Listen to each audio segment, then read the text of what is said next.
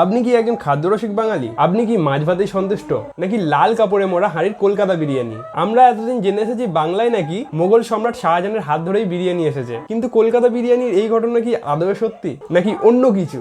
শোনা যায় 1856 সালে আওয়াতের নবাব Jafar Ali Khan British East India কোম্পানির অধিকর্তা লর্ড ডালহৌসির কাছ থেকে একটি গুরুত্বপূর্ণ চিঠি পান, যেখানে সরাসরি জানানো হয় নবাবের জমিদারি ছাড়তে হবে। ক্ষুব্ধ নবাব এর প্রতিবাদে লন্ডনে মহারানী ভিক্টোরিয়ার কাছে বিচারের দাবিতে লন্ডনের দিকে পাড়ি দেন। তৎকালীন লন্ডনে যেতে গেলে কলকাতা হয়ে যেতে হতো, কিন্তু নবাব হঠাৎ কলকাতায় এসে অসুস্থ হয়ে পড়েন। এরপর মহাবিদ্রোহ শুরু হলে বিদ্রোহের নেতা সন্দেহে ইংরেজরা নবাবকে ফোর্ট উইলিয়ামে বন্দী করেন এবং নবাবের মাসিক খরচ বেঁধে দেন। নবাব যেহেতু খাদ্যপ্রেমিক ছিলেন, তাই রন্ধনশালার রাঁধুনিদের পেছনে একটা মোটা টাকা খরচ হতো। শোনা যায় নবাবের দু প্রকারের রাঁধুনি ছিলেন, এক রাকাবদার, আরেক খানসামা। খানসামা নবাবের স্বাস্থ্যের কথা মাথায় রেখে তৈরি করলেন আলু মশলা ভাতের সংযোগে একটি নতুন খাবার, এবং খানসামার থেকে অনুপ্রেরিত হয়ে রাকাবদার এই খাবারে প্রথম মাংস সংযুক্ত করলেন, যা নবাবের অনেক পছন্দ হয়েছিল। এবং অসুস্থতার কারণে কিছু সময় পর নবাবের মৃত্যু হয়ে যায়। নবাবের মৃত্যুর পর কর্মহীন রাঁধুনিরা কাজের উদ্দেশ্যে কলকাতার আশেপাশে বিভিন্ন জায়গায় ছড়িয়ে পড়ে এবং শুরু হয় নতুন ধারায় কলকাতার বিরিয়ানি, যেটা বাঙালির কাছে একটা বিশাল বড় জায়গা করে নিয়েছে। আপনি জানলে অবাক হয়ে যাবেন। তো মানে বিরিয়ানির জনপ্রিয়তা এতই বেশি যে